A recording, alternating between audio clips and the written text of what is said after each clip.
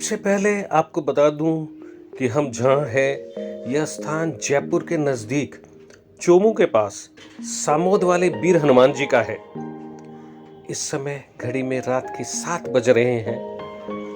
दिसंबर की शुरुआत है, सर्द रात है, चारों तरफ सन्नाटा पसरा है। लोगों का आवागमन नहीं के बराबर है। भला सर्द रात्रि में पहाड़ी पर चढ़ने का साहस कौन करना चाहेगा, वह भी 1100 पहाड़ी सीढ़ियां। रोशनी भी कमजोर थी, बस कहीं कहीं ही बिजली के बल्ब टिमटिमा रहे थे। मैं, पत्नी और बेटा यही सोच रहे थे कि क्या करें, सीढ़ियां चढ़ ऊपर जाएं या यहीं से प्रणाम कर विदा हो लें। हम धर्म संकट में थे, पर हनुमान जी ने जैसे कृपा कर दी और हमने खुद को तैयार कर लिया। पत्नी ने उत्साह दिखाया तो हमारा भी जोश बढ़ गया। यह हमारी पहली साहसिक पहाड़ी चढ़ाई थी। कमजोर कड़ी थी तो वह पत्नी थी, उसी की चिंता थी, पर उसने भी जय जय जय हनुमान गोसाई, कृपा करऊं गुरुदेव के नाई कह चल पड़ी। चलिए चढ़ाई शुरू करते हैं। ले वीर हनुमान जी का नाम। दिन में आते तो शायद प्रकृति की खूबसूरती देख पाते। मन में उत्साह के साथ थोड़ा डर भी था, क्योंकि हम नए थे, स्थान से अनजान थे। लेकिन इस डर पर हमारी हनुमत आस्था भारी थी। रास्ते में कहीं तो रोशनी थी, पर कहीं बिजली के बल्ब मानो हमें चिढ़ा रहे हों। तो कहीं मोबाइल टॉर्च से काम चलाना पड़ा।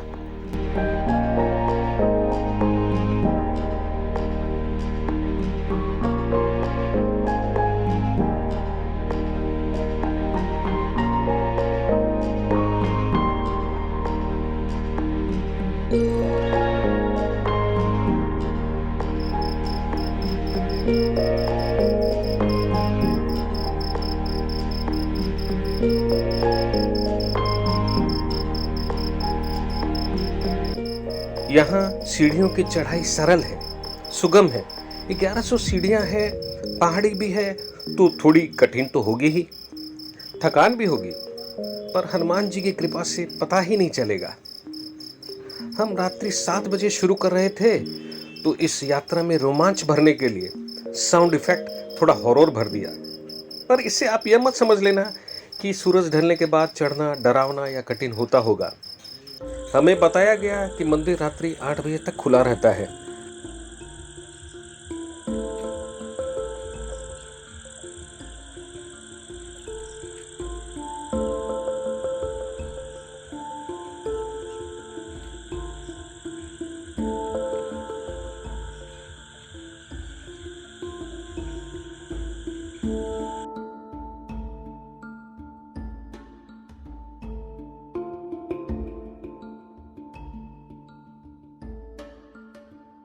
पत्नी को तो ठंडी में भी पसीने आ रहे थे। मैंने भी गर्म कपड़े खोल दिए थे। सतर्कता से कदम बढ़ाते हुए हम बढ़े जा रहे थे। सीधी चढ़ाई ने हमारे शरीर की कठिन परीक्षा ली। पत्नी कुछ दूर ऊपर चढ़ती, थक जाती, रुकती, थोड़ा आराम करती, फिर हम सभी आगे बढ़ते।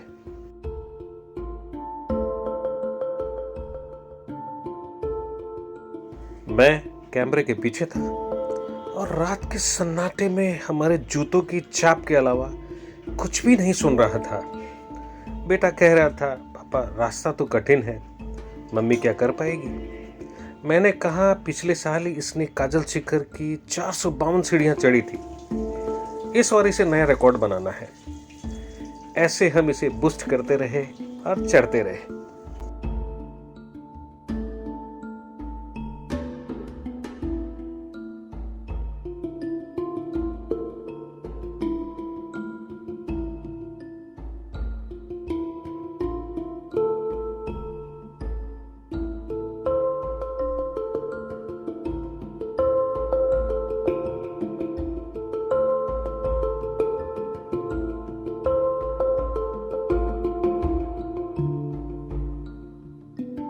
क्या आप जानना चाहेंगे कि ये मंदिर यहाँ कब, किसने और क्यों बनवाया?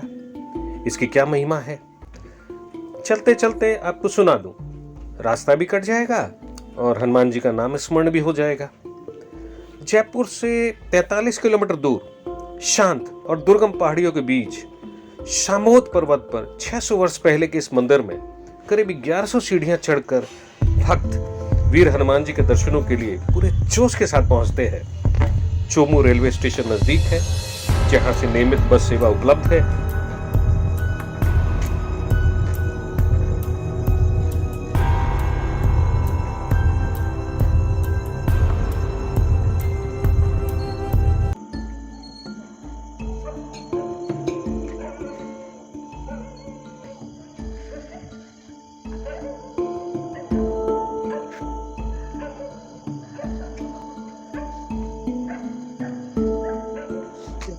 এইটুকু বাস ফ্ল্যাশ লাইট है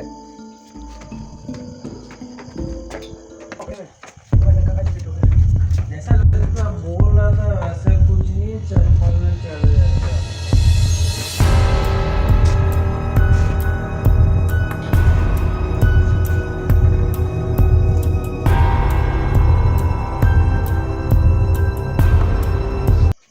एक छोटी सी कहानी है जिसको जाने बगैर इस स्थान की महत्ता को समझना कठिन होगा। जैसा कि मैंने कहा, बात 600 वर्ष पूर्व की है। एक संत नाम नग्नदास जी अपने शिष्य लालदास जी के साथ हिमालय से भ्रमण करते आए और इसी शिखर राज सामोद पर्वत पर तपस्या करने लगे। कहा जाता है कि एक दिन नग्नदास जी ने आकाशवाणी सुनी, मैं शीघ्र वीर हनुमान के रूप में प्रकट होऊंगा। उसी समय नग्नदास जी को पहाड़ी चट्टान पर हनुमान जी की मूर्ति के दर्शन प्राप्त हुए। नग्नदास जी हनुमान जी की आराधना करने लगे। जिस चट्टान पर हनुमान जी के दर्शन हुए थे, वे उसे हनुमान जी का आकार देने लगे। वर्तमान में हनुमान जी की 6 फीट ऊंची विशाल प्रतिमा तभी प्रतिष्ठापित कर दी गई और पूजा आरंभ कर दी गई। जिस समय मंदिर की प्रतिष्ठा हुई थी, उस समय यह स्थान एकांत और दुर्गम था।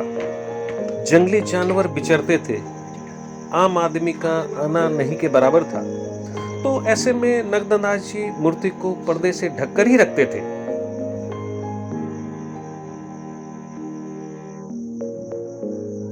अब कहानी आगे बढ़ती है। एक बार नग्नदास जी यात्रा पर थे। पीछे से शिष्य लालदास जी को पर्दे के साथ ही पूजा का दायित्व सौंप गए थे। लेकिन एक दिन एक संत मंदिर में आए, पर्दे के पीछे क्या है दिखाने को कहा। उस संत के बार बार प्रार्थना करने और जिद पर लालदास जी गुरु आदेश का उल्लंघन कर पर्दा हटा दिया। जैसे ही पर्दा हटा, मूर्ति से भयंकर गर्जना हुई और लालदास जी और संत मूर्छित हो गिर पड़े। आसपास की पहाड़ियों पर गाय बकरी चराने वाले डर कर अपने अपने घरों की ओर दौड़ पड़े। नग्नदास जी को यात्रा के बीच अनहोनी का आभास हुआ। वे वापस लौट पड़े।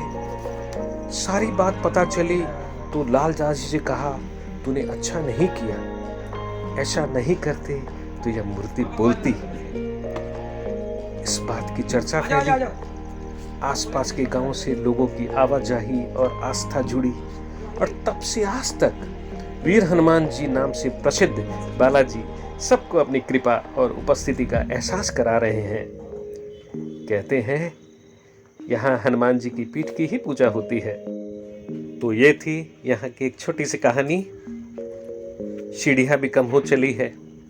रास्ते में हमने जगह जगह उपदेश लिखे भी देखे। चलते चलते चढ़ते चढ़ते हम लोग पहुँच गए, लेकिन सीढ़ियाँ अभी खत्म नहीं हुई है, अभी और चढ़ना है।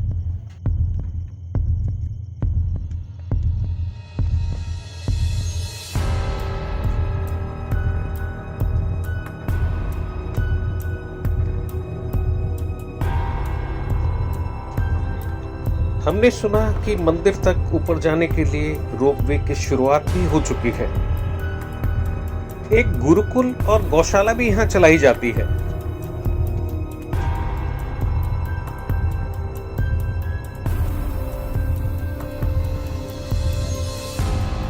अब कुछ रोशनी दिखाई दे रही है और बाजार भी दिख रहा है। यहाँ पूजा प्रसाद नारियल ध्वजा की दुकानें दिखी, साथ ही अल्पाहार की भी दुकानें खुली मिली।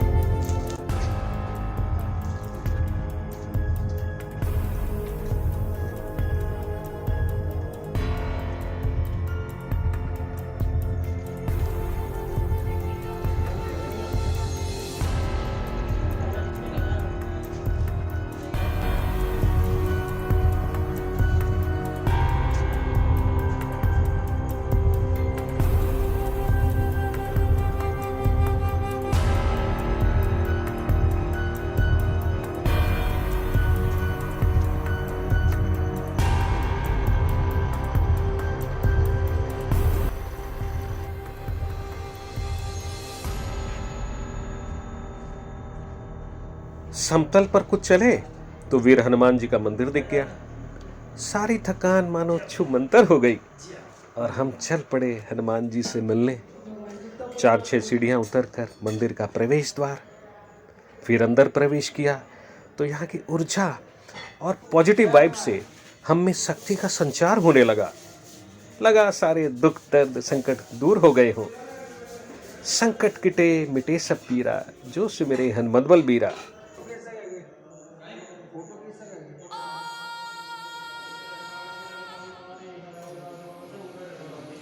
सामने साक्षात वीर हनुमान जी को देख मन प्रफुल्लित था।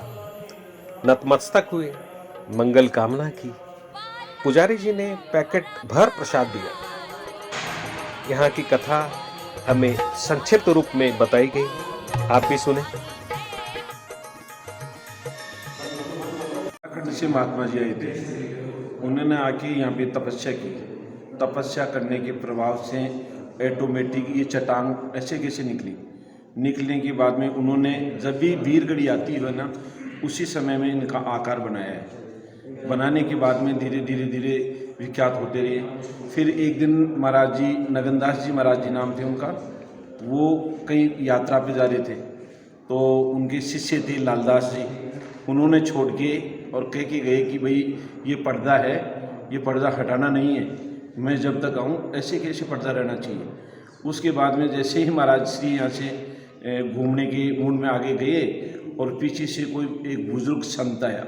वो आके बोला कि इसके पर्दे के पीछे क्या है। तो लालदास जी महाराज ने बोला कि ये तो मेरे को मालूम नहीं है क्या है इसके पीछे, तो या तो कि मेरे को इस पर्दा को हटा के दिखाओ और अन्यथा ने मैं यहाँ पे प्राण त्याग दूंगा।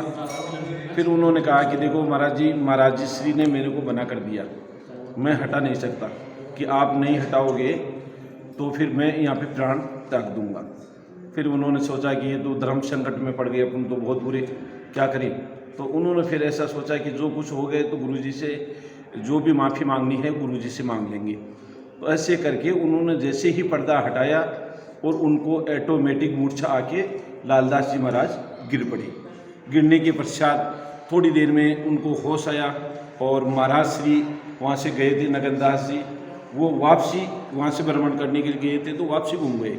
उनको थोड़ा संकेत हो गया कि पीछे कुछ न कुछ गड़बड़ हुई है। फिर वो आके यहाँ देखे, उन्होंने पूछा कि ये क्या बात हुई, कैसे हुआ।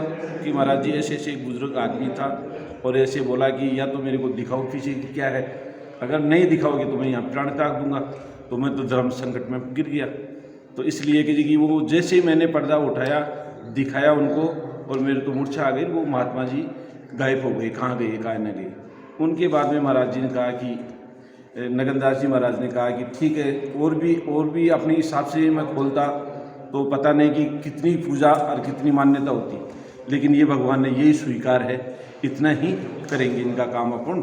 और यहाँ से अब इनकी पूजा करेंगे, वीर हनुमान जी के नाम से लोग बाग प्रसिद्ध हो जाएंगे। ये सारी जानकारियाँ सुनी सुनाई ऑनलाइन स्रोतों से भी ली हुई हो सकती है जो मैंने यहाँ बताई है। इसकी सच्चाई या अधूरेपन पर मेरा कोई जोर नहीं है, आप इसे सिर्फ सूचना या कहानी के रूप में ही लें। अब बारी थी नीचे उतरने की, पर इस बार हम उलझन में नहीं थे। इस रोमांचकारी, मनमोहक, अकल्पनीय और एडवेंचरस धार्मिक यात्रा का अनुभव शानदार रहा।